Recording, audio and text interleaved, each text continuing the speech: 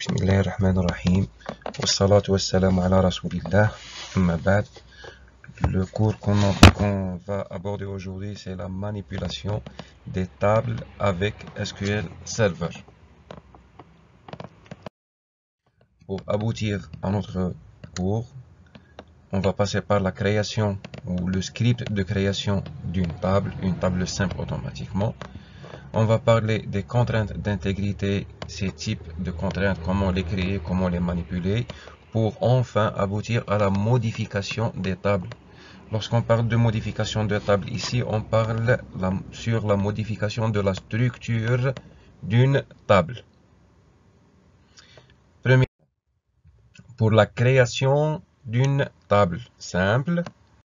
Pour la création d'une table simple, on utilise la syntaxe suivante. Create table, le nom de la table, on ouvre une parenthèse, les champs, type de données pour chaque champ, la taille et des contraintes s'il y en a.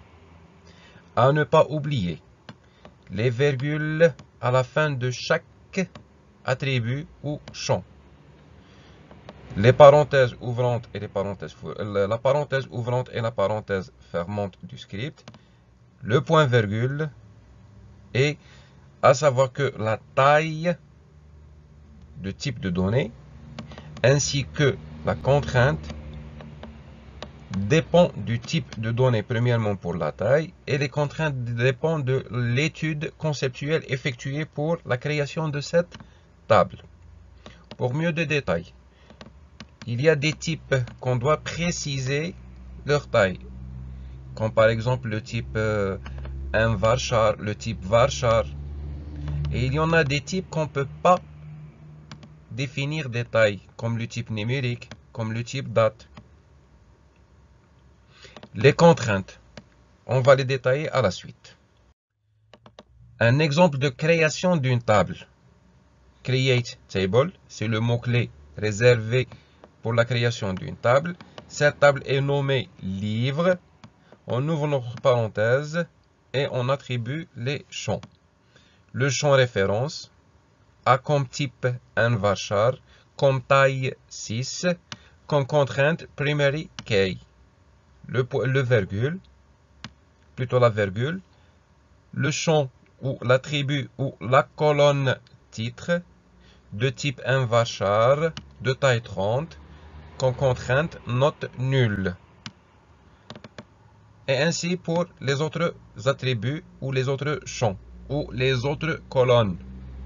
On introduit le nom, le type, la taille, ainsi qu'une contrainte relative au champ, sans oublier les virgules, les points-virgules, le point-virgule et les parenthèses ouvrantes et parenthèses fermantes. Alors, une fois on lance le SQL Management, s'affiche l'écran de connexion, on va se connecter à notre serveur. Au niveau de la base de données ou au niveau de l'onglet base de données, il n'y a pas de base de données utilisateur. Je vais créer une nouvelle requête. Je vais coller la requête déjà préparée auparavant. Alors, pour le cours d'aujourd'hui, on va créer une base de données appelée cours manipulation table. Je vais exécuter commande. Alors, commande réussie. Au niveau de la base de données, je vais actualiser la liste. Voilà, notre base de données s'affiche ici. Pour forcer l'utilisation de cette base de données, soit on clique 2 fois successifs dessus, soit on utilise l'instruction use le nom de la base de données. Alors, commande réussie. Le nom de la base de données s'affiche dans cette case. Cette case a pour but ou pour rôle d'afficher la base de données disponible, actuellement en cours d'utilisation. Je vais lancer un script de création d'une table, une table simple, table employée, avec l'instruction create table. Le nom de la table, j'ouvre la parenthèse, les attributs ou les champs ou les colonnes. Chaque colonne, on indique le type de données ainsi que la taille nécessaire. Alors, pour l'exécution de ce script, je vais le sélectionner puis cliquer sur exécuter. Alors, on va ici commande réussie. Au niveau de la table, plutôt de la base de données cours manipulation table, au niveau des tables, on trouve notre table. Table employé. Alors remarquez, la première remarque, au niveau des clés, il n'y a pas de clés. Au niveau des contraintes, il n'y a pas de contraintes. Au niveau des colonnes, bon, il n'y a pas de clé puisqu'on n'a pas déclaré de clé primaire, primary key. Au niveau des colonnes, on va trouver la liste des colonnes. Chaque colonne ou chaque champ, la définition ou la description de chaque champ. Alors on va prendre par exemple le champ matricule. Il est de type 1 varchar 6. 1 varchar de type 6. La même chose pour le nom, la même chose pour le prénom et la même chose pour le sexe. Remarquez une chose que, puisqu'on n'a pas précisé, soit c'est un champ nul or not nul, le système va le déclarer automatiquement comme nul. Ça, c'est pour la création d'une table sans contrainte et sans primary key. Alors, on va passer maintenant aux contraintes d'intégrité. Qu'est-ce qu'une contrainte d'intégrité? Quels sont les types de contraintes d'intégrité? Comment créer chaque type de ces contraintes et comment utiliser chaque type de ces contraintes? Premièrement, une petite définition. Une contrainte d'intégrité est une règle. Tout simplement, une contrainte d'intégrité est une règle qui définit la cohérence d'une donnée ou d'un ensemble de données de la base de données.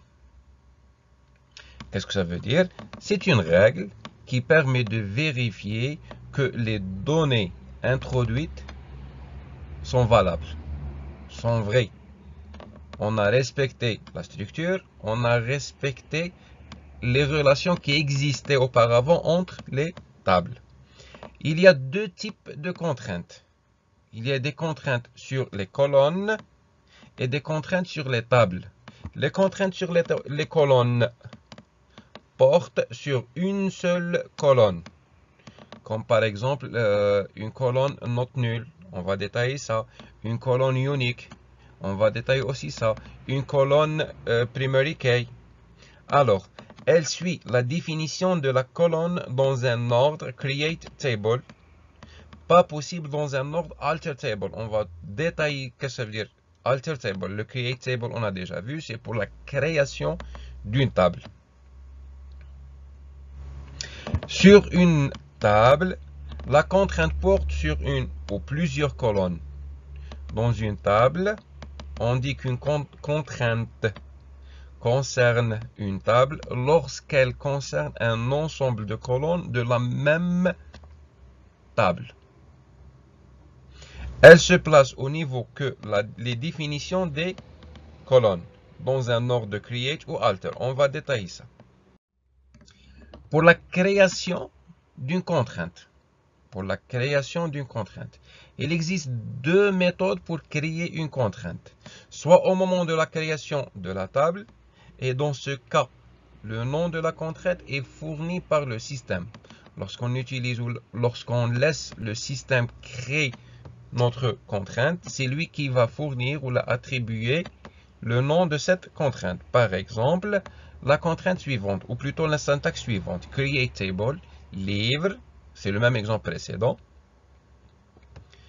Référence, un varchar, bon, référence, c'est le nom du champ, un varchar, c'est le type, 6, c'est la taille, et primary key, c'est une contrainte. Là, on a laissé le système fournir le nom de la contrainte.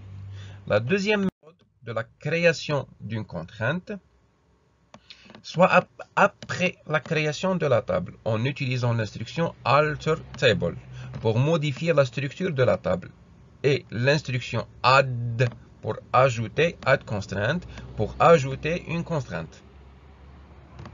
Et dans ce deuxième cas, c'est l'utilisateur qui fournit ou qui donne le nom de la contrainte. Exemple, on va reprendre l'exemple précédent, create table, référence, le nom du champ, un varchar le type, 6 la taille, on a directement mis la virgule.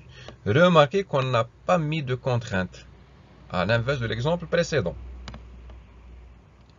Mais on doit ajouter l'instruction suivante. Alter table, livre, c'est la même table, livre, add constraint. C'est pour ajouter une contrainte. PK livre, c'est le nom de la contrainte donnée ou fournie par l'utilisateur. Primary key, c'est le type de la contrainte. Et référence, c'est le champ qu'on veut attribuer une contrainte. Remarque importante, le nom d'une contrainte doit être unique dans la même base de données. On ne peut pas utiliser le même nom dans plusieurs contraintes, malgré ça sera différent tables. Les types d'intégrité ou les types de contraintes d'intégrité sur les tables. Premièrement, les contraintes d'intégrité d'entité. Dans la contrainte d'intégrité d'entité, on trouve 3 sous-types. Le premier type, c'est le type de ou la contrainte primary key, c'est la contrainte de clé primaire. Le deuxième type, c'est la contrainte compteur. Le terme technique, c'est identity. La troisième contrainte, c'est la contrainte d'unicité. Le terme technique, c'est unique. Pour la clé primaire. Une clé primaire. Qu'est-ce que c'est une clé primaire? Une clé primaire est une colonne dont les valeurs identifiées chaque ligne de la table d'une manière unique. La clé primaire, c'est le champ, c'est la colonne qui nous permet d'identifier ou de différencier chaque enregistrement ou chaque ligne de table de matière ou de façon unique. Pour la déclaration d'un clé primaire ou bien d'une primary key, on utilise l'instruction suivante. Create table, le nom de la table, on ouvre la parenthèse, le nom du champ, le type de données, sa taille, et on ajoute le terme ou le mot réservé primary key. Virgule, on introduit les autres champs de la table. Alors, ou bien, pour toujours la création de la contrainte primary key ou la contrainte clé primaire, on utilise l'instruction précédente, c'est create table, le nom de la table, le nom du champ, type de données, taille, et cette fois-ci, on n'a pas ajouté la notion de primary key, mais on doit ajouter l'instruction suivante, alter table, toujours le nom de la table, add constraint, qui permet d'ajouter une contrainte, le nom de la contrainte fourni par l'utilisateur, le type de la contrainte est primary key, entre parenthèses le nom du champ. Attention, une clé primaire ne doit jamais avoir une valeur nulle, c'est-à-dire une valeur non définie. C'est pour la contrainte de clé primaire. Pour créer le primary key, on va refaire le même exemple. Mais cette fois-ci, bon, je vais faire une sélection, plutôt un copier-coller pour ne pas perdre de temps. Je vais changer le nom de la table. Alors, remarquez, il a signalé comme erreur. Et une fois que je mets mon curseur dessus, il affiche. Il existe déjà un objet nommé employé dans la base de données. Alors, je suis obligé de changer le nom. Je vais le nommer employé 2. Voilà. Remarquez que les noms des champs, malgré je vais garder les mêmes attribue la même nomination, ça ne va pas causer de problème. Mais le nom de la table, il est obligatoirement que chaque table a un nom différent. Mais cette fois-ci, je vais ajouter primary key pour la définir en tant que clé primaire. Alors je vais sélectionner cette instruction et je vais l'exécuter. Commande réussie. Au niveau des tables, je vais faire une actualisation. Là, voilà, c'est notre deuxième table, employé 2. Alors, on vérifie au niveau des clés. Concernant le matricule.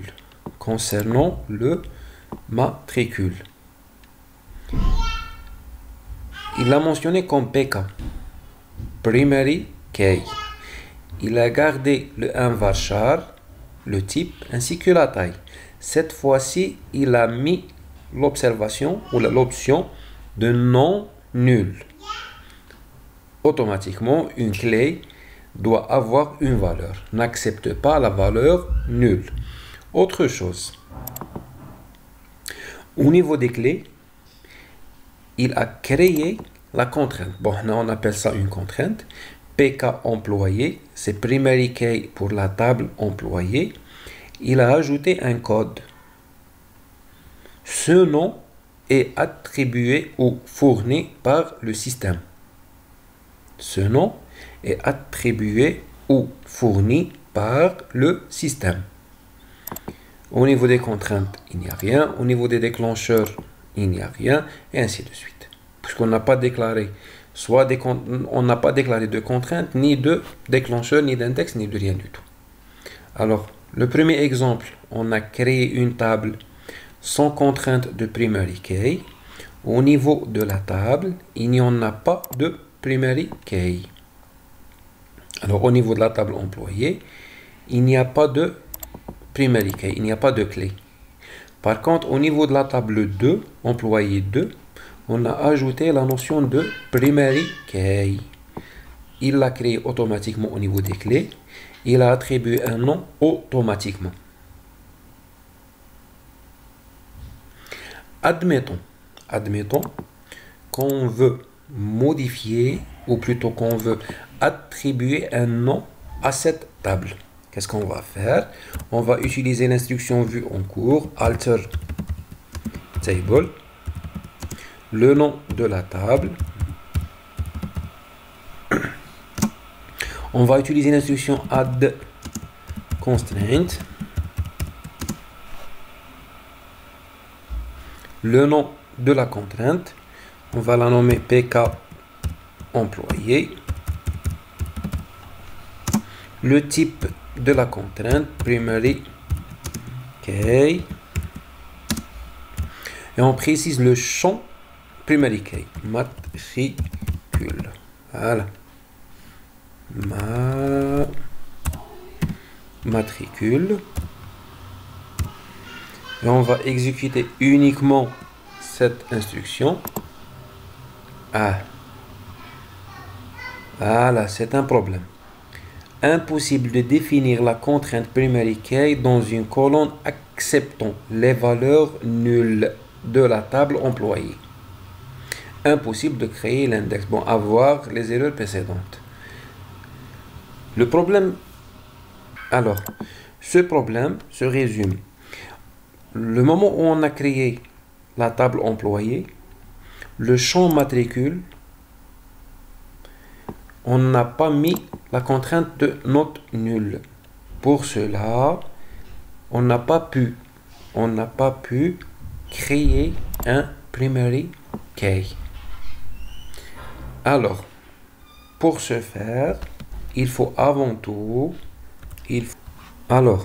pour résoudre ce problème, je vais peut-être sauter des étapes, mais on va utiliser toujours un alter table, le nom de la table,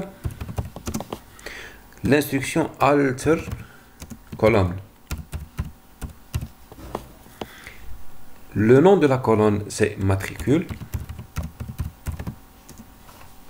toujours le type N var char, de taille 6, les mêmes propriétés. On ajoute la mention de note nulle. Et on va lancer l'exécution de cette contrainte. Commande réussie. Alors, si on vérifie au niveau de la table employé, au niveau de la colonne matricule, voilà, il a ajouté la notion de non nul. Alors maintenant, si on va relancer cette commande de alter table de création de primary key, ça va s'exécuter sans aucun problème. Pour revérifier, on va tout simplement réactualiser.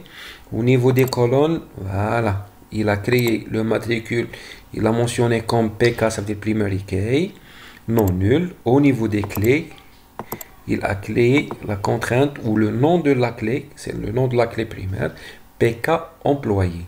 C'est le même nom utilisé, ou plutôt le même nom donné par l'utilisateur dans la création de la contrainte employé. Pour le deuxième sous-type, c'est la contrainte compteur ou une contrainte identity.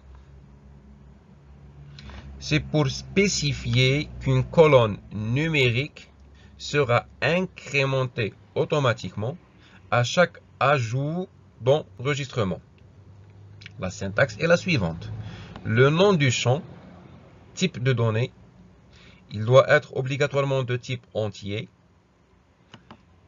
Le mot-clé identité, on ouvre la parenthèse, la valeur initiale, virgule, valeur incrémentation, on ferme la parenthèse. C'est pour déclarer ou c'est pour créer une contrainte de type identity.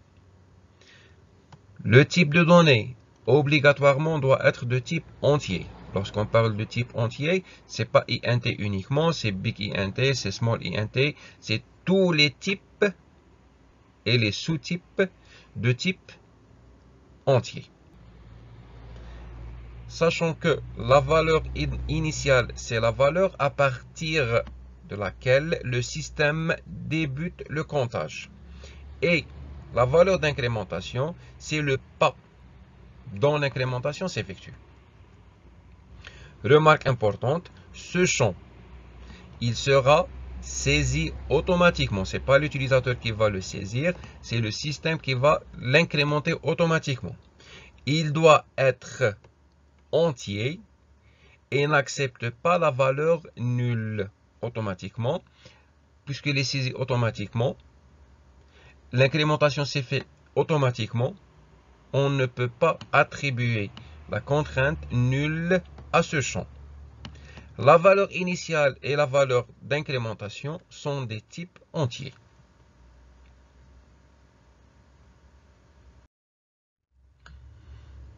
Le troisième type ou la troisième contrainte d'entité, c'est la contrainte d'unicité ou la contrainte unique. Elle permet de désigner dans une table une colonne. Lorsqu'on parle d'une colonne, on dit soit une colonne, soit un champ, ou un ensemble de colonnes, un ensemble de champs, qui doit contenir des valeurs ne se retrouvant pas dans un autre enregistrement de la même table. La valeur de ce champ, elle est unique, elle n'admet pas la répétition dans la même table. Elle interdit qu'une colonne ou une concaténation de plusieurs colonnes contienne deux valeurs identiques dans la même table. Pour la création de cette contrainte, on utilise soit directement la syntaxe, le nom du champ, le type de données, la taille s'il le faut, nul s'il le faut et unique. On ajoute le mot-clé ou le mot réservé unique. Ou bien, en utilisant l'instruction add constraint, le nom de la contrainte unique, c'est le type de la contrainte, on ouvre une parenthèse et on introduit les champs ou les champs qui devraient être uniques.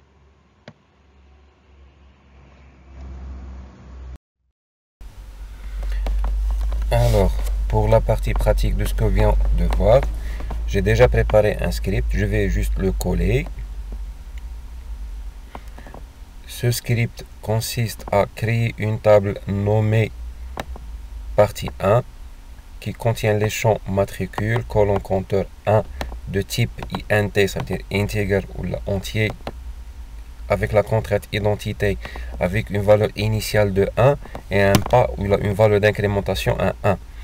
Un deuxième compte, ou plutôt une deuxième colonne de type toujours identité avec une valeur initiale de 0 et un pas de 2. Une autre colonne avec, ou plutôt marquée avec la contrainte unique. On va lancer l'exécution de ce script qui va nous causer une erreur. Cette erreur a pour cause que le SQL Server n'autorise qu'une seule colonne identité par table. Une remarque qu'on a déjà vue dans le cours. Puisqu'on a créé deux colonnes, on a voulu insérer deux colonnes de type identité. C'est ça qui a causé l'erreur. Même la table n'était pas créée. Alors qu'est-ce qu'on va faire? On va éliminer ou rendre une colonne en tant que commentaire pour ne pas l'exécuter. Pour créer un commentaire, on utilise anti-slash étoile, étoile, anti-slash. Et maintenant, on va garder uniquement une seule colonne de type identité. On va lancer l'exécution. Voilà, la commande est réussie sans aucun problème. Même notre table est créée. Juste une petite actualisation. Là, voici notre table. Partie 1. Au niveau de la table partie 1, il y a le PK, ça veut dire le primary key, et il a créé une nouvelle clé unique pour le champ colonne unique. Les colonnes qu'on a créées, c'est le matricule, PK, colonne 2, colonne compteur E de valeur initiale de type INT. Remarquez qu'il l'a signalé en tant que non nul. Cette remarque, on a déjà vu au cours. Si on veut insérer des valeurs à notre table, il suffit de cliquer bouton droite, partir à modifier les 200 lignes du haut. Il va afficher l'interface d'insertion de données. Voilà, on a notre table qui contient les trois colonnes, matricule, colonne compteur 2 et colonne unique. Les mêmes noms. On va essayer d'insérer un champ, plutôt un enregistrement. Matricule, on a mis M1. Côté valeur unique, on a inséré la valeur val1, c'est juste pour voir. Remarquez, une fois on clique sur Entrée, ça veut dire pour valider l'insertion, il insère automatiquement le 0 dans le colonne de compteur 2. On va mettre un deuxième enregistrement avec une deuxième valeur au niveau de valeur unique. Une fois on valide, il va insérer automatiquement les valeurs du compteur 2. Parce qu'on a déjà dit que les valeurs sont insérées automatiquement. Nous ne nous donnons même pas la main de modifier, de supprimer ou de couper cette valeur. L'incrémentation s'effectue automatiquement. On va insérer un troisième enregistrement. Cette fois-ci, on va garder la valeur nulle pour la colonne unique, juste pour voir. On va insérer un quatrième enregistrement. Alors remarquez les valeurs des compteurs 2, c'est 0, 2, 4, puisqu'on a configuré le pas de 2. On a maintenant essayé de créer, d'insérer un autre enregistrement. On va garder la valeur nulle qui va provoquer la valeur nulle pour la colonne unique. Il va provoquer une erreur. L'insertion ne s'effectue pas. L'erreur et le problème est causé par la notion de unique key ou la unique value qui est gérée par la contrainte unique partie 2, plutôt partie 1. Il ne nous a pas donné la main pour insérer une nouvelle valeur. Alors dans ce cette petite table, on a vu le comportement, la création et le comportement des contraintes identité et de la contrainte unique. Après avoir parlé des contraintes d'entité, on va passer maintenant aux contraintes de domaine.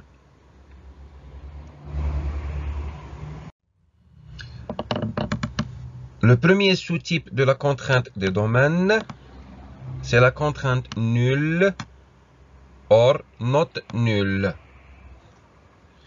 Alors, nulle, lorsqu'on ajoute la contrainte nulle, cela veut dire que la colonne indiquée admet de ne pas avoir une valeur. Et là, il faut différencier entre le vide et ne pas avoir une colonne, une valeur plutôt. Surtout pour les champs de type texte, un varchar, texte, et ainsi de suite.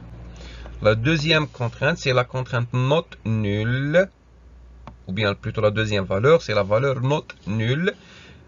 Dans la valeur not nulle, la colonne indiquée doit forcément contenir une valeur. La syntaxe de création de cette contrainte est simple. Le nom du champ, type de données, taille, et on ajoute la contrainte ou le mot-clé nul. Pour le not nul, c'est la même chose. Le nom du champ, type de données, taille, not nul.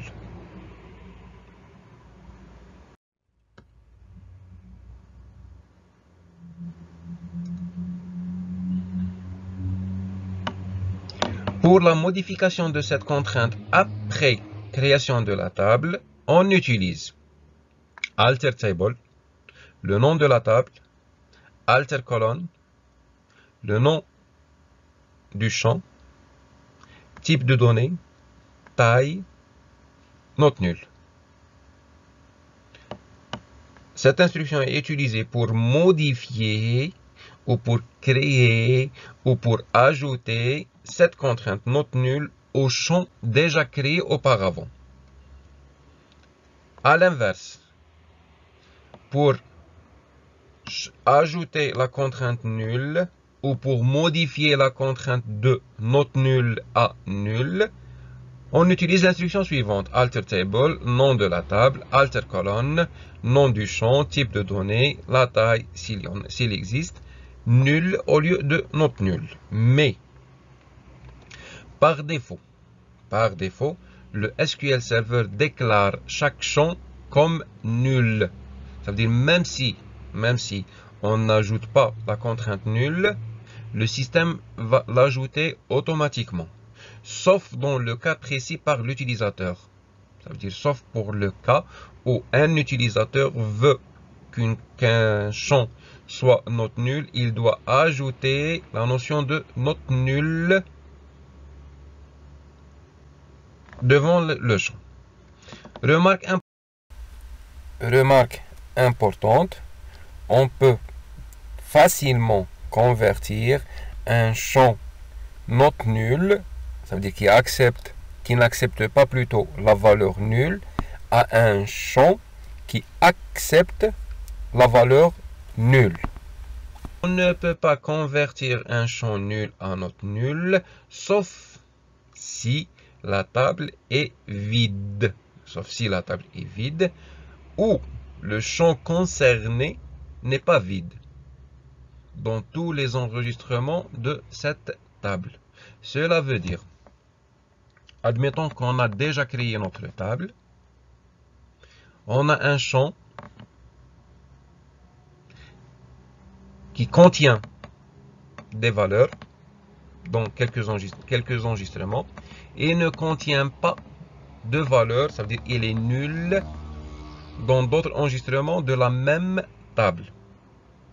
On ne peut pas le convertir de nul à not nul parce que tout simplement cette table contient des enregistrements avec un champ vide, un champ nul. Alors on ne peut pas le convertir de nul à not nul. Pour faire cette conversion, on doit avant tout remplir tous les champs ou bien toutes les valeurs de ce champ dans cette table. Et après cela, on peut le convertir de nul à not nul. Le deuxième sous-type, c'est la valeur par défaut ou default. Cette notion peut être entrée par contrainte ou par mot-clé derrière la définition de la colonne. Cette contrainte permet d'indiquer le contenu d'une colonne quand elle n'est pas indiquée lors de l'insertion d'une ligne dans la table. La contrainte défaut veut dire que on précise une valeur par défaut à un champ. Lorsque l'utilisateur introduit les données de cet enregistrement, même s'il oublie, même s'il n'introduit pas de valeur pour ce champ, la valeur attribuée par défaut, elle va être automatiquement attribuée à cet enregistrement. Pour la création de cette contrainte, on utilise la syntaxe suivante. Le nom du champ, type de données, la taille, nul or not nul, et on utilise le mot-clé default. Entre crochets, l'expression de valeur.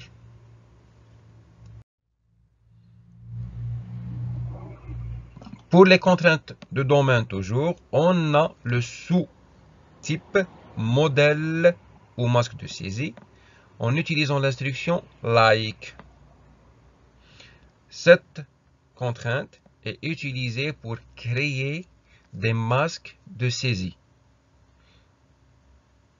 On utilise l'instruction constraint, le nom de la contrainte, check, ça veut dire vérifier, le nom du champ, like, et on introduit notre masque de saisie. Un masque de saisie, exemple, le numéro de téléphone. On veut que les tirets soient introduits automatiquement. Ou par exemple, on veut que un champ débute obligatoirement par un majuscule.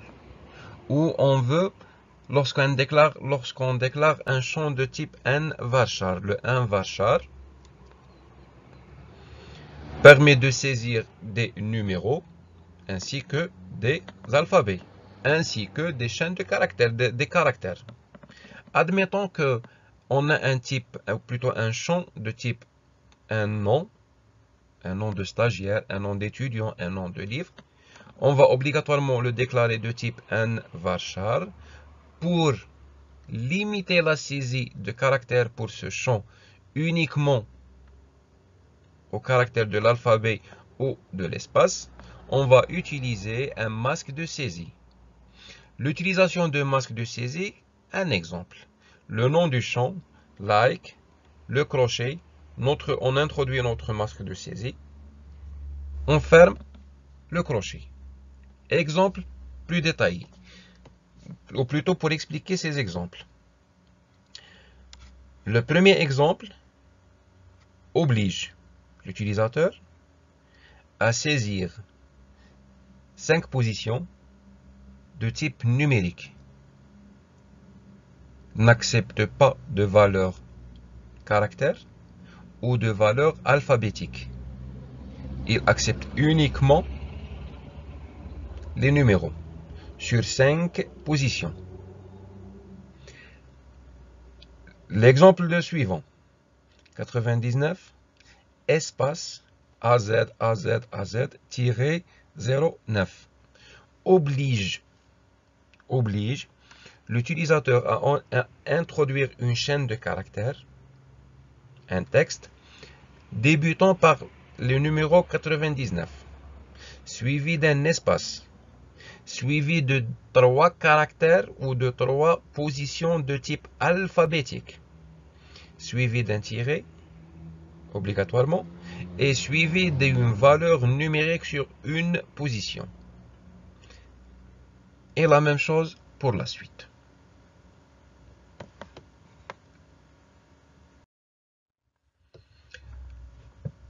Le sous-type suivant, ou plutôt la contrainte suivante, c'est la contrainte intervalle.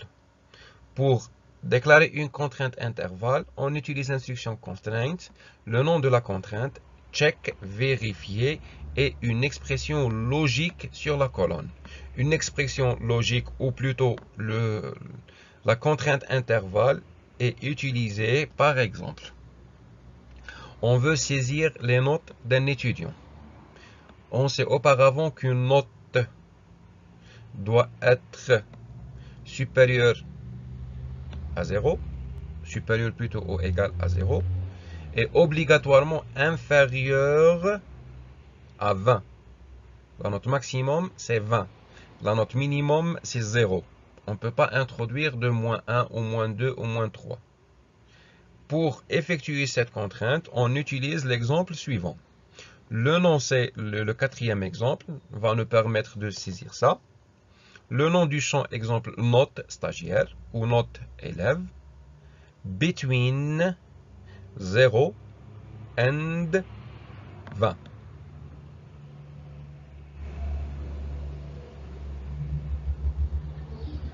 Ou bien une valeur obligatoirement supérieure à ou obligatoirement inférieure à. Ça veut dire des expressions logiques relatives au champ. La contrainte suivante, c'est toujours avec les contraintes de domaine, c'est liste de valeurs, c'est check in. La contrainte est la suivante, ou plutôt la syntaxe de la contrainte est la suivante. Constraint, non contrainte, check, vérifier, ça veut dire. Le nom du champ, in, liste de valeurs. Exemple, on utilise un livre, ou plutôt dans la gestion d'une bibliothèque. Auparavant, on sait qu'on gère des livres écrits uniquement en arabe, en français, en anglais. Alors, on utilise en contrainte in pour limiter la saisie des langues de livres. Contrainte, langue livre, check, ça veut dire vérifier. Si langue livre, ça veut dire le nom du champ, in, AR, EN, AR pour dire arabe, EN pour dire anglais, FR pour dire français.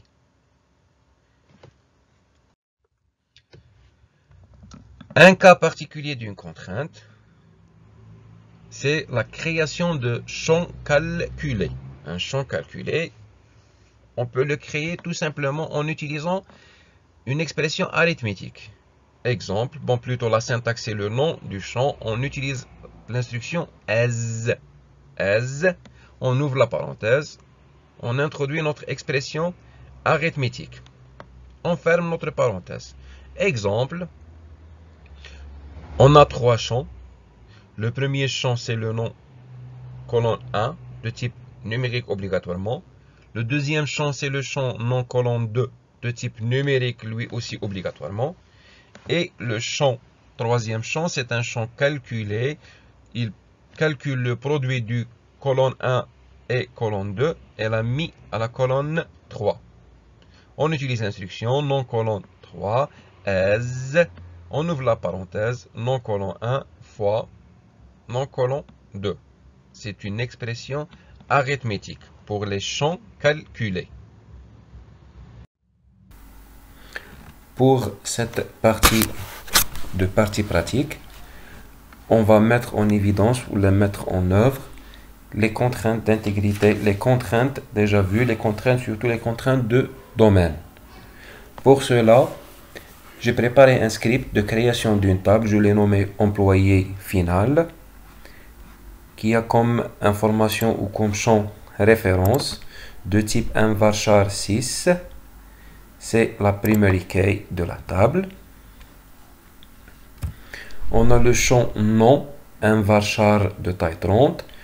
J'ai donné la contrainte note nulle.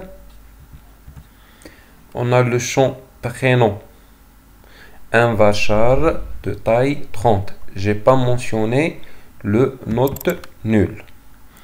Pour le sexe, pour le sexe.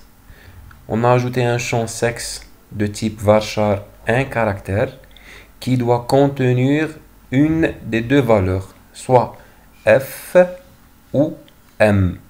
Pour cela, on a utilisé la contrainte check in. Check in pour vérifier ou pour obliger l'utilisateur à introduire une des deux valeurs. Concernant l'âge, on a ajouté un champ âge de type int. La contrainte qu'on a utilisée, c'est check between, puisque l'âge d'un employé devrait être supérieur à 18 ans et inférieur à 60 ans. On a ajouté le champ portable au numéro de portable de type varchar 14. La contrainte qu'on va utiliser, c'est un masque de saisie. Le masque de saisie qu'on veut utiliser, c'est comme le suivant. C'est un exemple. Un 0. Le premier chiffre, c'est un 0. Le deuxième chiffre peut être soit un 5, un 6 ou un 7. Bon. Voilà. Le reste, ce sont des combinaisons de deux chiffres chacune, séparées par un tiré. Le masque, le voilà. Un exemple de la saisie. Ça veut dire que c'est un 07 70 50 30 40. On a ajouté un champ nationalité qui a une valeur par défaut algérien. On a ajouté le champ email avec une contrainte de check like. Check like. Le champ email doit contenir un arrobasque. Cette contrainte vérifie et oblige l'utilisateur à introduire un email qui contient au moins un arrobasque. Bon, on va lancer le script, le uses, c'est bon. La création de la table, voilà, la table ou la commande réussie. On va faire une actualisation au niveau des listes des tables. Là, voilà, si notre table employée finale. Si on vérifiait les clés, il y a la contrainte ou la clé primaire employée. Remarquez que le code est donné par le système. Au niveau des contraintes, on a la contrainte CTR âge. Le nom, le voilà si contrainte CTR âge. C'est l'utilisateur qui a attribué ce nom. On a la contrainte email.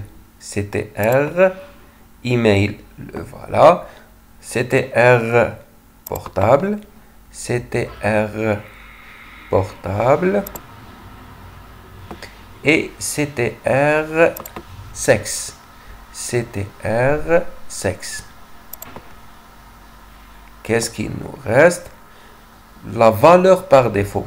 Default value. Default value, c'est une contrainte. Default value pour le champ nationalité. Pour le champ nationalité. Voilà. Alors, au niveau des colonnes, on trouve les colonnes de la table avec le champ référence primary key. Il a ajouté la notion de non nul, c'est-à-dire il n'accepte pas la valeur nulle. Le champ non. Le champ non, on a ajouté l'instruction note nulle. Là, voilà ici la condition note nulle. Le champ prénom, le champ sexe, le champ âge, le champ portable, nationalité et email, on n'a pas mis de note nulle. Pour cela, il a supposé que ce champ accepte la valeur nulle. Admettons que le champ prénom, on veut le rendre obligatoire. C'est-à-dire, obligatoirement, l'utilisateur doit introduire un prénom. Autrement dit, le champ prénom n'accepte pas la valeur nulle. Alors, pour ce faire, on utilise l'instruction alter table. Alter plutôt le nom de la table. Employé final. Alter colonne. Le nom du champ prénom. Un varchar de taille, on va garder la même description du champ. Le prénom, un varchar de taille 30. On va ajouter la notion note nulle. Ça veut dire il n'accepte pas les valeurs nulles. Et on va exécuter cette instruction. Commande réussie. On va faire une actualisation au niveau des colonnes. La colonne prénom n'accepte pas la valeur nulle.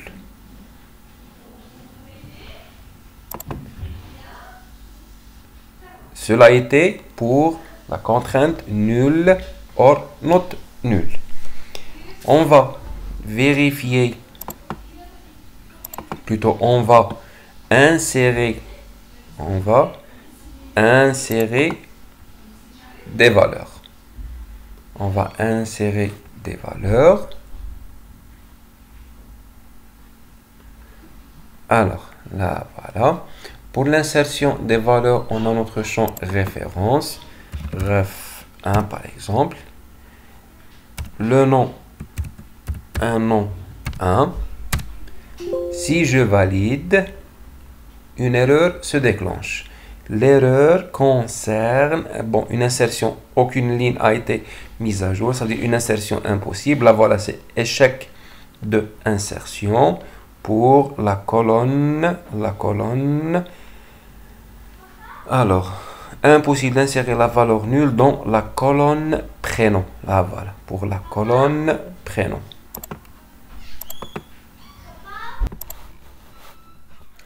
Alors, on est obligé d'introduire un prénom. Par exemple, je valide. Remarquez que malgré que je n'ai pas introduit de nationalité, il a automatiquement mis algérien. Puisque algérien, c'est la valeur par défaut. Les autres champs, il a accepté la notion de la valeur nulle. On va faire un deuxième ajout. Référence 2. Le nom, il n'accepte pas, on a dit la valeur nulle. Le prénom, la même chose. Je vais partir, je vais voir où là, je vais insérer au niveau de la valeur, au niveau du champ sexe. Je vais ajouter une valeur, n'importe laquelle. Il va déclencher une exception, une erreur. L'exception, aucune ligne n'a été mise à jour. Pourquoi? En conflit avec la contrainte, l'instruction insert est en conflit avec la contrainte check ctr sexe. Le conflit se produit dans la base de données, dans la table. Pourquoi? Tout simplement, il y a une contrainte attribuée au champ sexe qui oblige l'utilisateur d'introduire une des valeurs, soit F ou M. Voilà. Lorsqu'on a mis un F, il l'a accepté. La même chose concernant la nationalité, il a mis algérien automatiquement. On va ajouter encore plus de champs, plus d'enregistrement. Nom 3, le troisième prénom. L'âge, je vais mettre par exemple 5. Il va déclencher toujours une erreur. Pourquoi? Pourquoi? Parce qu'on a mis ou là on a déclaré une contrainte CTR âge qui oblige l'utilisateur d'introduire une valeur entre 18 et 60 ans. Si vous vous rappelez bien, je vais mettre un 40 par exemple. Il va accepter la valeur normale. La même chose concernant la nationalité. On va introduire un nouveau employé. Le nom, obligatoirement d'introduire un nom. La même chose, obligatoirement d'introduire un prénom. Le sexe, c'est pas obligatoire. On va faire une insertion au niveau du numéro de téléphone portable. Je vais faire un numéro.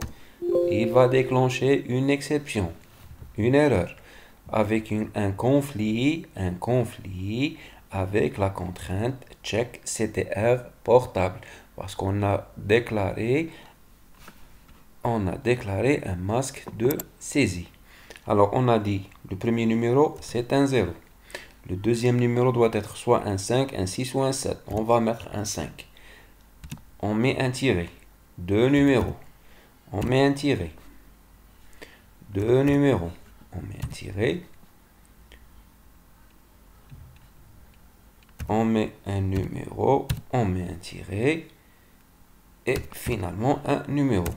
La valeur est acceptée normalement parce que elle respecte la contrainte donnée par le concepteur.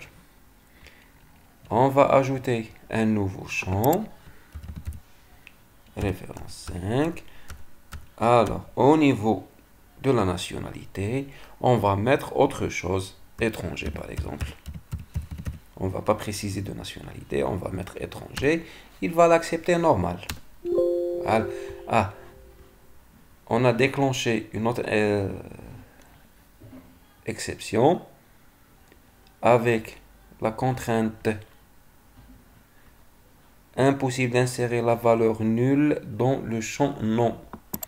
On a toujours un problème avec le champ nom. Nom 5 et prénom 5. Voilà. La valeur est ajoutée. L'enregistrement plutôt est ajouté. On va mettre un ref 6. Nom n'importe quoi. Le prénom n'importe quoi. Au niveau de l'email, on va mettre... Il va déclencher une erreur avec la contrainte check CTR email qui oblige d'introduire un arrobas.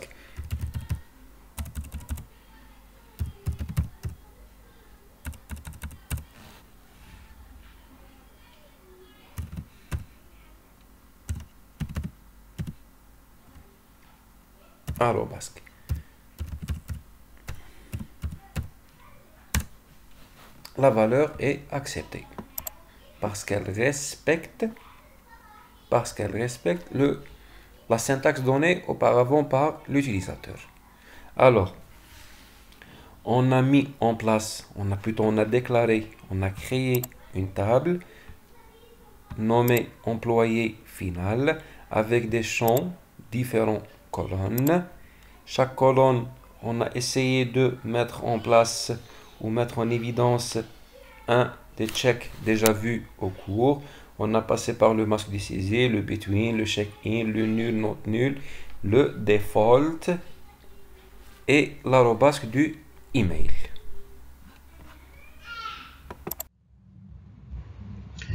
On va passer maintenant au troisième type de contraintes, c'est les contraintes de référence. Une contrainte de référence, ou plutôt une contrainte référentielle, une contrainte d'intégrité référentielle. Lorsqu'on parle des contraintes d'intégrité référentielle, on parle obligatoirement des clés étrangères. Qu'est-ce qu'une clé étrangère?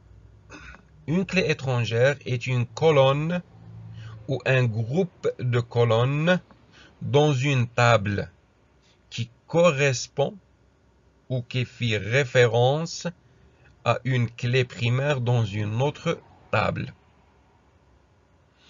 Une clé étrangère n'a pas à être unique en elle-même, mais elle doit identifier de manière unique là où les colonnes qu'elle référence dans l'autre table. Pour mieux comprendre, admettons qu'on a deux tables, la table étudiant et la table spécialité.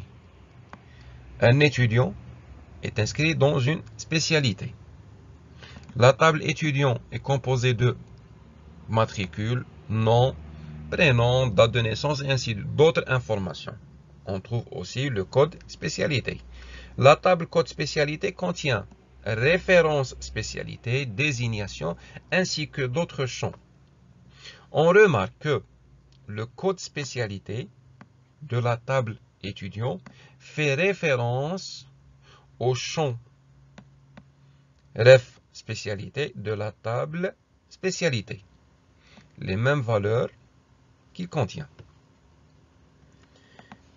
Pour le premier enregistrement, le deuxième enregistrement, le troisième enregistrement.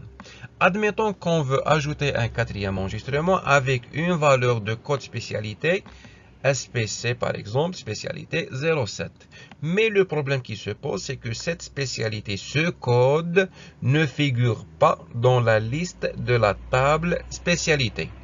Dans ce cas, c'est un ajout impossible. C'est un ajout impossible.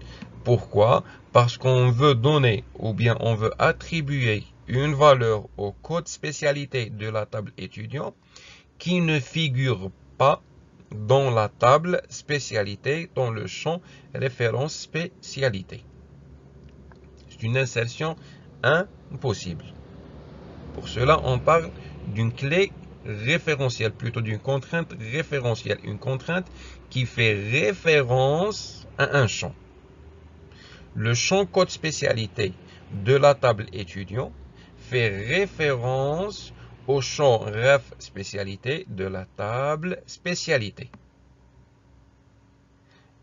Le code spécialité de la table étudiant est une clé étrangère.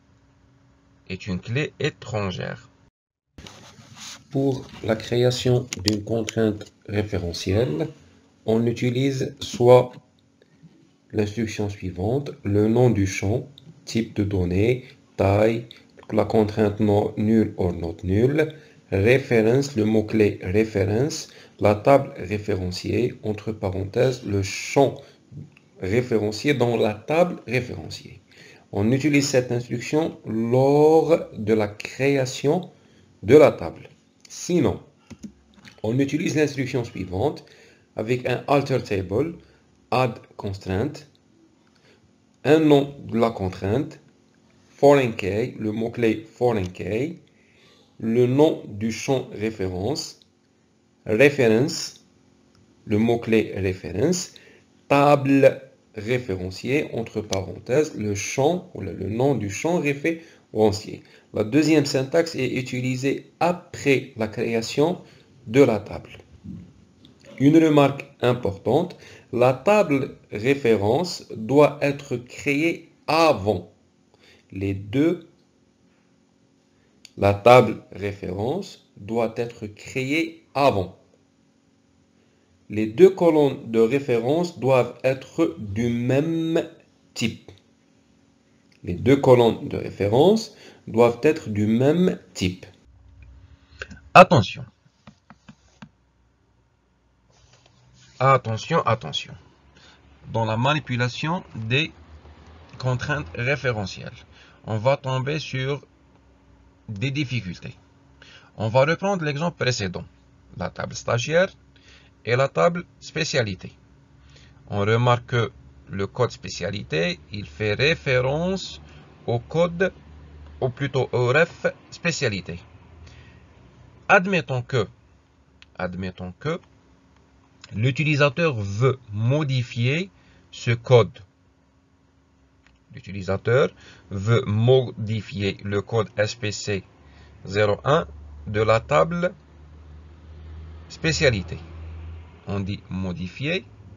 L'opération, c'est update. Modifier, c'est update. L'utilisateur veut modifier la valeur du champ. Plutôt la valeur du champ ref spécialité, avec une autre valeur, NSPC 512. Que va-t-il se passer pour les champs, ou plutôt pour les valeurs référenciées dans la table étudiant? Pour gérer cette situation, on utilise la clause en update, soit cascade, soit set nul, soit no action, soit default.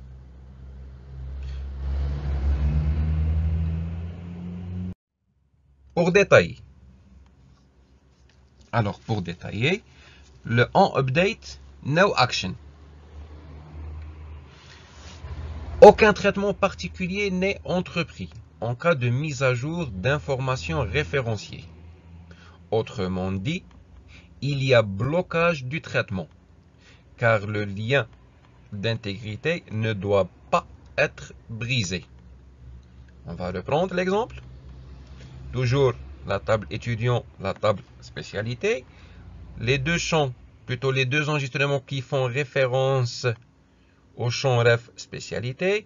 L'utilisateur veut modifier la valeur. Lorsqu'on utilise l'option en update now action, le système va rejeter cette modification.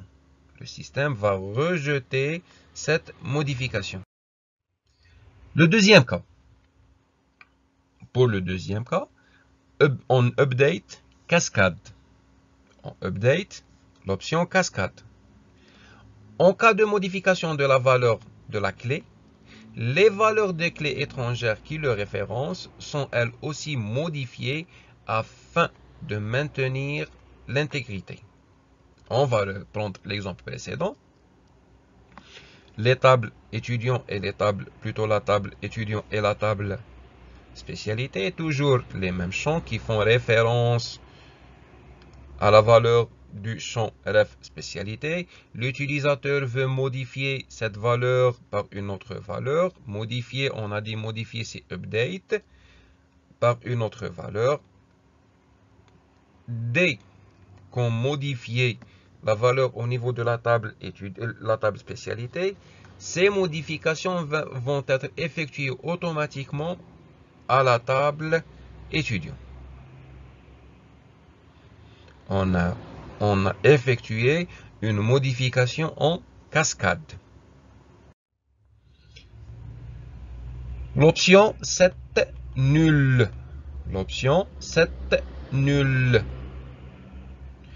En cas de modification d'un élément, les éléments qui le référencent voient leur clé étrangère posséder le marqueur nul. Le lien d'intégrité est brisé. Qu'est-ce que ça veut dire? On va reprendre le même exemple. Avec les mêmes champs, les mêmes valeurs, l'utilisateur veut modifier la valeur du champ SPC1 par une autre valeur. Dès qu'il l'a modifié, le système, qu'est-ce qu'il va faire? Premièrement, il va remettre les valeurs à nul dans la table étudiant. Deuxièmement, il va briser le lien qui relie les deux tables.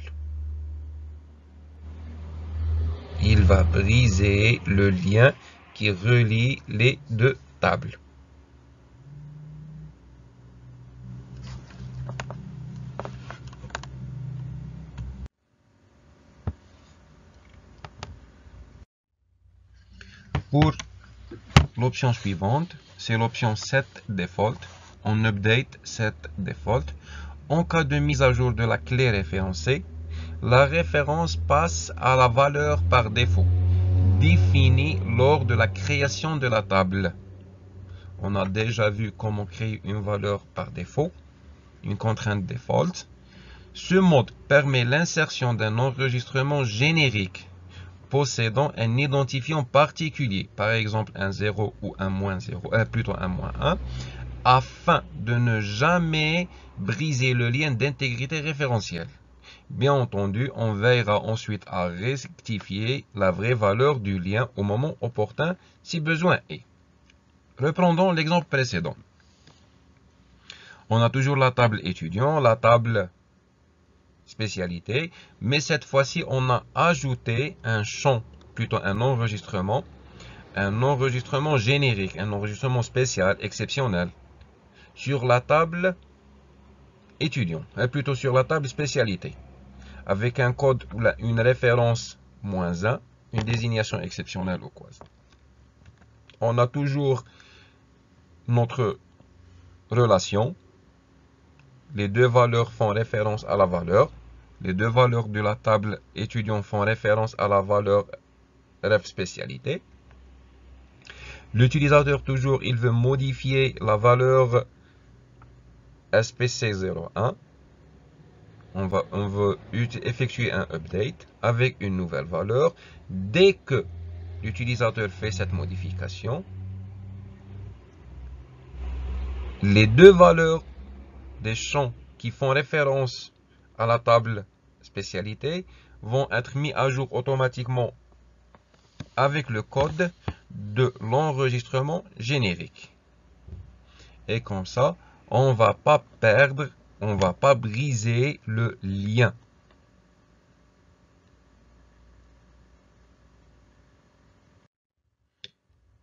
Attention toujours. Dans le cas, on a terminé avec l'opération update. On va maintenant voir autre chose. On a toujours notre table étudiant et la table spécialité. Admettons que cette fois-ci, l'utilisateur veut supprimer l'enregistrement qui a comme code SPC01. L'utilisateur veut supprimer carrément le champ. Que va-t-il se passer pour les champs, ou plutôt pour les enregistrements de la table étudiant qui font référence à ce champ? Une fois on supprime l'enregistrement,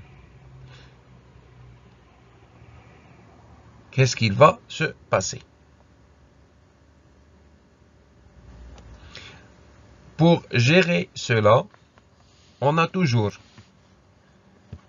l'option, la clause onDelete avec des options en cascade, en set nul, no action ou set default. Premièrement, onDelete avec l'option no action. Aucun traitement particulier n'est entrepris en cas d'une suppression d'informations référenciées.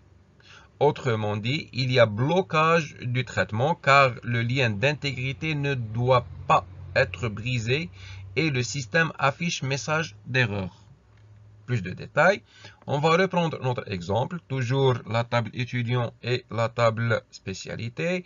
Les deux champs qui font référence les deux enregistrements de la table étudiant qui font référence à l'enregistrement de la table spécialité. L'utilisateur veut supprimer l'enregistrement SPC1, plutôt C01. Dans ce cas, lorsqu'on utilise le onDelete avec l'option No Action, le système va rejeter cette commande. Il ne va pas supprimer l'enregistrement SPC1 de la table spécialité pour garder le lien entre les deux tables. Le deuxième cas, onDelete cascade. En cas de suppression d'un élément, les éléments qui le référencent sont eux aussi supprimés. Plus de détails, on va reprendre l'exemple précédent, toujours la table étudiant, la table spécialité. Les deux enregistrements de la table étudiant font référence à l'enregistrement de la table spécialité. L'utilisateur veut supprimer l'enregistrement concerné.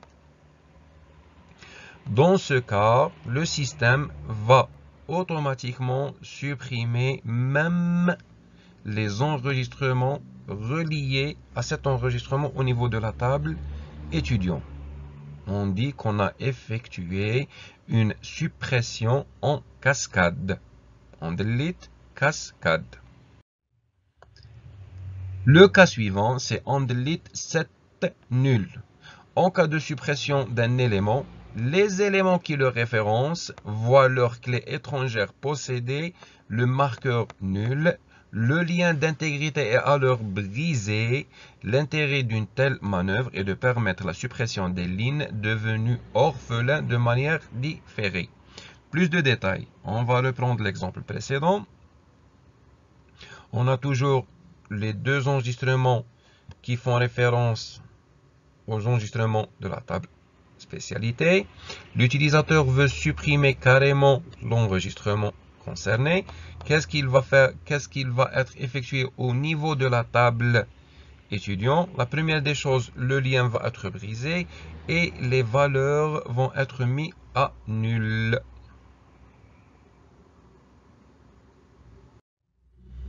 Le dernier cas, c'est le set default. On delete set default. En cas de suppression de la clé référenciée, la référence passe à la valeur par défaut, définie lors de la création de la table. Ce mode permet l'insertion d'un client ou d'un enregistrement générique possédant un identifiant particulier, par exemple 0,1 plutôt 0 ou -1, afin de ne jamais briser le lien d'intégrité référentielle. C'est le même cas, ou plutôt le même traitement avec en update set default, déjà vu auparavant. On va reprendre l'exemple précédent. Toujours, on a la table étudiant et la table spécialité. Mais cette fois-ci, dans la table spécialité, on a ajouté un nouveau enregistrement générique ou spécial avec une référence spécialité -1.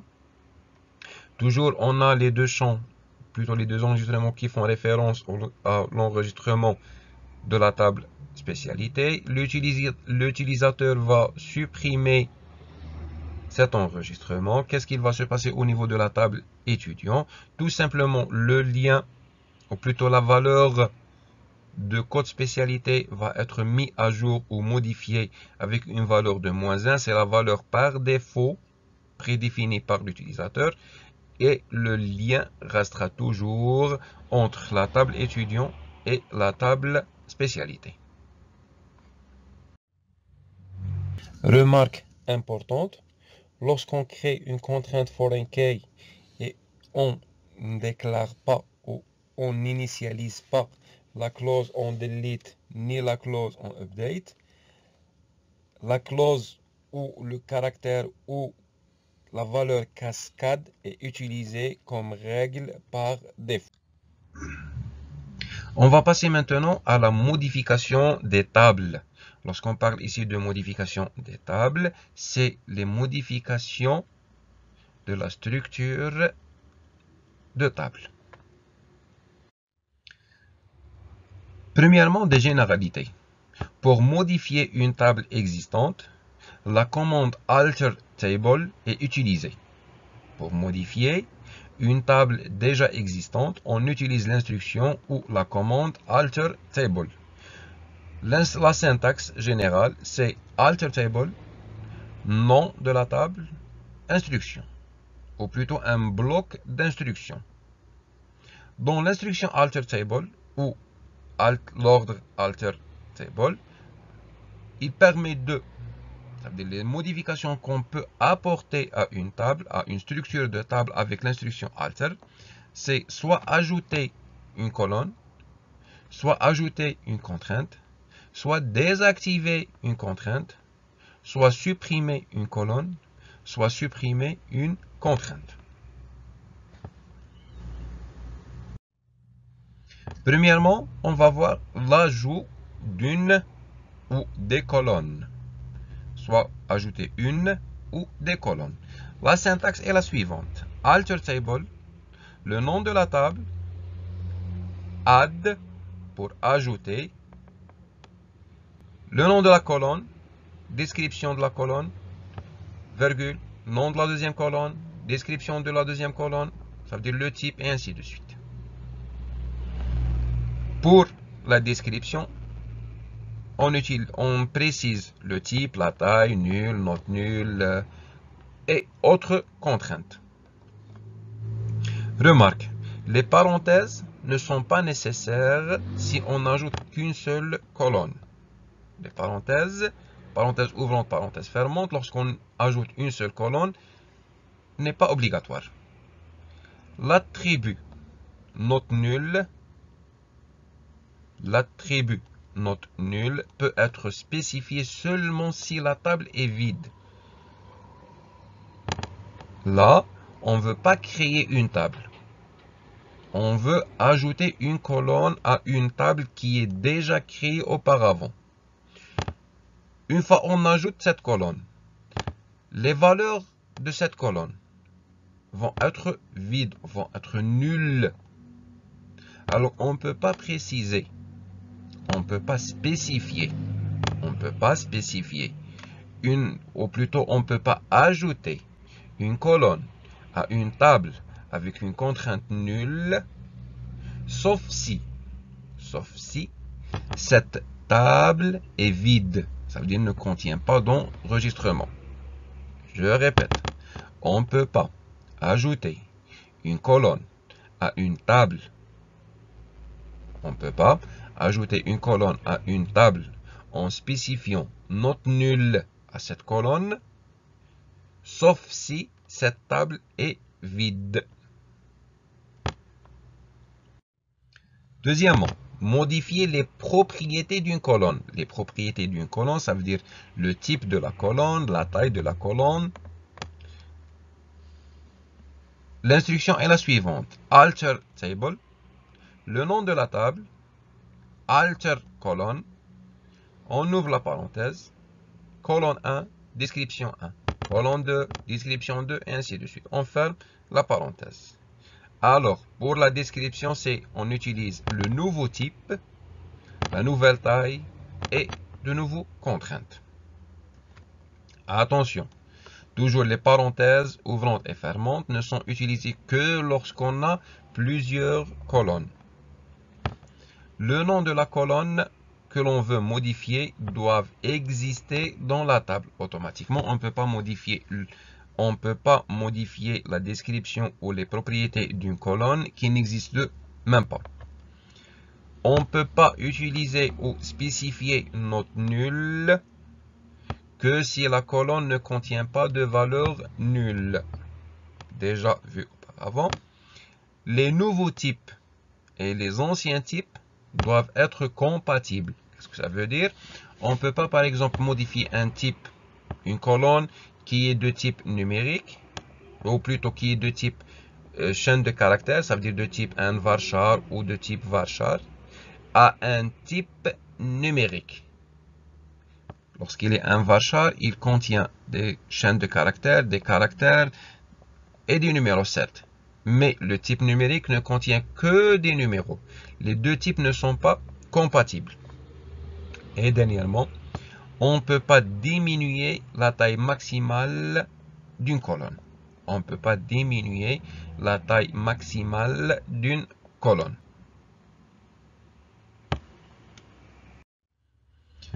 Renommer une colonne. Pour renommer une colonne, on utilise l'instruction suivante. Exec sp-8 rename le nom de la table, point, le nom actuel de la colonne, virgule, le nouveau nom, virgule, colonne. Plus de détails. Exec sp rename, c'est le nom de la fonction qui permet de renommer tout objet. Avec cette instruction, on peut renommer tout objet. On peut renommer une table, une colonne, une contrainte, tout objet créé par l'utilisateur. La syntaxe est simple.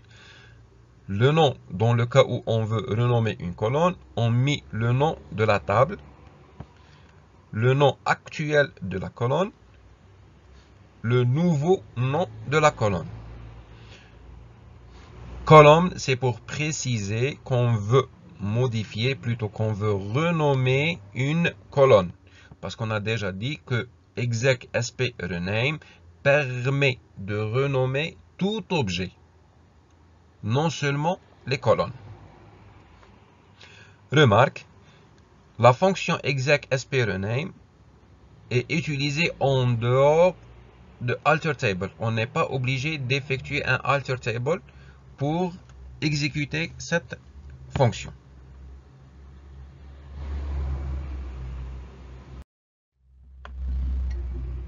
La suppression d'une colonne. Pour supprimer une colonne, on utilise l'instruction AlterTable. Le nom de la table, drop colonne. Drop colonne. On ouvre la parenthèse, colonne 1, colonne 2, ainsi de suite. Une remarque, la colonne supprimée ne doit pas être référenciée par une clé étrangère. La colonne supprimée ne doit pas être référencée par une clé étrangère. Exemple précédent, on a la table étudiant et la table spécialité. La table spécialité est référencée par la table étudiant par le code référence et ref, c'est plutôt code spécialité et ref spécialité. On ne peut pas supprimer la table spécialité. On ne peut pas supprimer la table spécialité car elle est référencée par la table étudiant. Et la suppression est irréversible. On ne peut pas supprimer une table puis annuler la suppression. Pour ajouter une contrainte. C'est une partie déjà vue en détail auparavant. On utilise l'instruction AlterTable, le nom de la table. Add constraint, c'est pour indiquer qu'on veut ajouter une contrainte. Le nom de la contrainte. Et les instructions de la contrainte. C'est une instruction déjà vue auparavant. Lorsqu'on a voulu ajouter l'instruction, plutôt la contrainte nulle or not null, la contrainte default, la contrainte unique, la contrainte primary key, on a déjà vu cette contrainte. Pour désactiver une contrainte, il arrive des fois qu'on veut désactiver une contrainte. Alors, pour la désactivation d'une contrainte, on a 3 cas possibles. Le premier cas, c'est désactiver toutes les contraintes de la base de données. Ce n'est pas uniquement la contrainte de la table. On veut désactiver toutes les contraintes de la base de données. L'instruction est la suivante. Exec sp ms for each table. ms for each table. AlterTable. NoCheck constraint all. All pour définir toutes les contraintes de la base de données. Le deuxième cas, c'est désactiver toutes les contraintes d'une table. Puisqu'on a dit qu'une table peut contenir plusieurs contraintes. Un ensemble de tables peut contenir chaque table peut contenir un ensemble de contraintes. Pour désactiver les contraintes d'une table donnée, on utilise l'instruction AlterTable. Le nom de la table, on doit préciser quelle table on va désactiver ces contraintes. NoCheck constraint all. Remarquez ici, on a utilisé le all et l'instruction précédente, on a utilisé le all. Troisième cas, c'est désactiver une contrainte bien précise d'une table bien précise. AlterTable, le nom de la table. NoCheck constraint, le nom de la contrainte. Pour désactiver une contrainte bien précise dans une table bien précise. Comme on peut désactiver, on veut réactiver. On peut désactiver une contrainte et on peut la réactiver. Pour la réactivation, on a 3 possibilités. La réactivation de toutes les contraintes d'une base de données. On utilise la fonction exec sp ms for each table AlterTable with check constraint all. Pour la réactivation des contraintes de toutes les contraintes d'une table relative à une table, on utilise AlterTable, le nom de la table, check constraint, all. Et pour la réactivation d'une contrainte bien précise, d'une table bien précise, on utilise le alter table, le nom de la table, check constraint, non contrainte. Et pour terminer, avec les contraintes, ou les opérations sur les contraintes, supprimer une contrainte, on utilise l'instruction alter table, non table, drop constraint. La commande drop constraint qui permet de supprimer une contrainte. Alter table, le nom de la table, drop constraint, non contrainte. Et finalement, pour terminer notre cours, la suppression d'une table. Pour supprimer une table, on utilise l'instruction drop table, c'est le nom suivi du nom de la table. Drop table suivi du nom de la table. Important, une remarque importante. Cette instruction permet de supprimer une table. Qu'est-ce que ça veut dire supprimer une table? Ça veut dire les lignes de la table et la définition. Ça veut dire la table, c'est les données contenues dans cette table, même la structure de la table. Ça veut dire la définition elle-même de la table sont détruites. L'espace occupé par la table est libéré. Il est impossible de supprimer une table si la table est référencée par une contrainte d'intégrité référentielle. On va passer à la partie pratique et on vous remercie.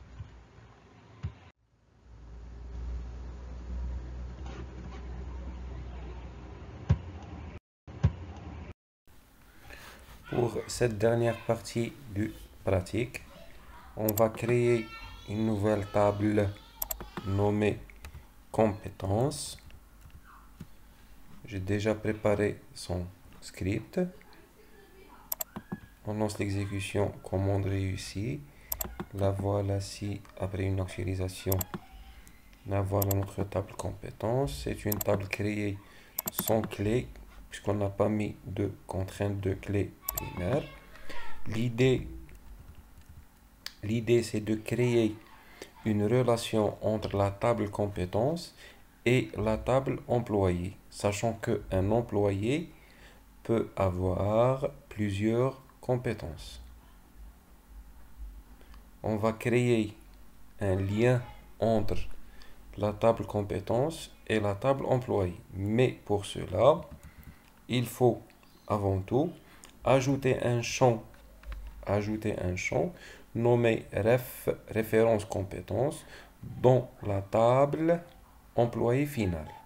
On utilise l'instruction alter table, le nom de la table, add pour ajouter, ref, c'est-à-dire un champ ref compétences, un varchar de taille 5. Remarquez que c'est le même type de champ que le code compétences et c'est la même taille. Alors, je sélectionne et voilà. Réussi. Je reviens sur la table employé final. J'actualise. Au niveau des colonnes, on va trouver notre ref compétence. Alors, pour la création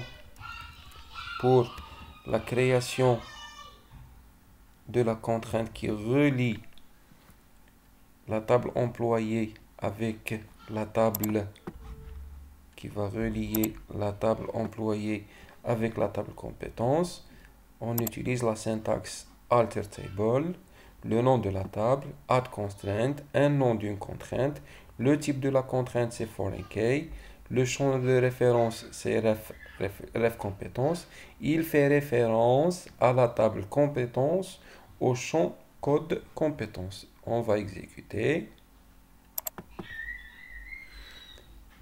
On a un problème, tout simplement. Le problème, tout simplement, au moment de la création de la table compétences, on n'a pas déclaré de primary key.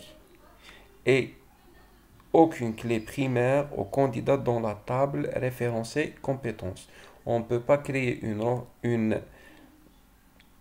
un lien de référence, une contrainte d'intégrité référentielle avec une table qui ne possède pas de clé primaire. On va créer la clé primaire pour la table compétences. Alter table compétences. Alter colonne. Voilà. Code compétences. Un varchar de taille 5 primary key.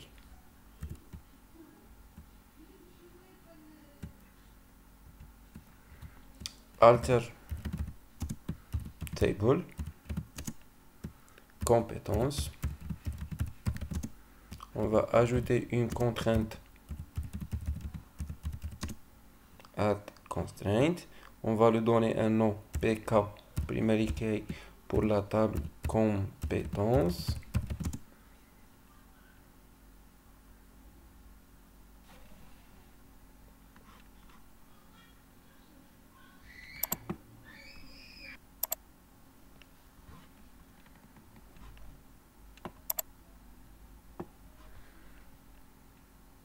Alors, alter table compétence add constraint, le nom de la contrainte, primary key, le type de la contrainte et le champ qu'on veut déclarer en tant que clé primaire. Code compétence. Voilà. Je ferme la parenthèse, un point virgule et je lance le script. Commande ici, je revérifie au niveau de la table compétences, la clé primaire pk compétences. Au niveau des colonnes, le champ code compétences est déclaré en tant que pk primary key avec le symbole de la clé. On peut maintenant relancer le code de la création de la table, plutôt du lien foreign key. Commande réussie. Je revérifie au niveau de la table employé.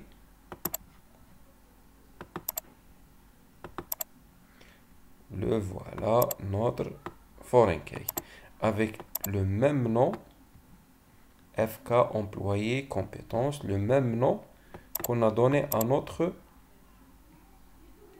contrainte. Alors, on va maintenant essayer d'insérer. On va essayer d'insérer des valeurs. Pour insérer les valeurs, on va lancer l'insertion avant, premièrement, pour la table employée. Remarquez que le code référence est nul. Supposons je veux insérer une référence. Compétence 1. Compétence 1. Il va déclarer une erreur. Il va déclarer une erreur. Pourquoi? Les données de chaîne ou binaire seront tronquées. L'instruction a été arrêtée. Les données de la ligne 1 n'ont pas été validées. Tout simplement, les données qu'on doit inscrire ou bien les données qu'on doit insérer au niveau de la colonne référence, compétences, devront être les mêmes données que la table compétences. Alors, il faut avant tout remplir la table compétences. Je vais mettre par exemple compétence CMP 1, CMP 2, CMP 3. Alors, compétence 1,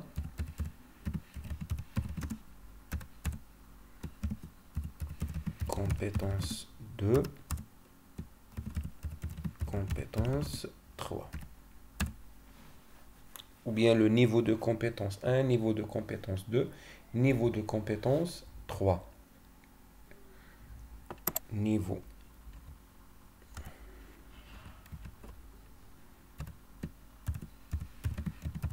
compétence 1, niveau compétence 2 et finalement niveau compétence 3. Voilà. Si on revient à la table employé, plutôt là, alors CMP1, on n'aura pas de problème. Si on insère une valeur qui n'existe pas au niveau de la table compétences, il va causer un problème. Ça concernant la relation entre la table employé et la table compétences. Pour la suite, supposons on veut, pour la suite, j'ai déjà préparé les scripts. Je veux renommer la colonne matricule de la table employée créée dans la première partie. On a la table employée, la liste des colonnes, on a la colonne matricule. Je vais la renommer. Pour la renommer, on utilise l'instruction exact sp rename employé.matricule mat, changer le nom de matricule par mat. Le type colonne. Je vais exécuter. Malgré il a exécuté l'instruction, mais il a affiché un message pour attirer notre attention. Changer une partie du nom de l'objet peut inhiber le script et les procédures stockées. Je vais vérifier pour effectuer une actualisation. Le nom de la colonne a été changé. La suite du script. On va essayer de supprimer la colonne âge de la table employée finale. Je sélectionne, je lance l'exécution. La colonne âge a échoué, plutôt la suppression de la colonne âge a échoué pour la simple raison que il y a une contrainte ctr âge, elle dépend de la colonne âge. Pour pouvoir supprimer la colonne âge, il faut tout d'abord supprimer la contrainte ctr âge. Supposons maintenant, on veut supprimer la table compétences.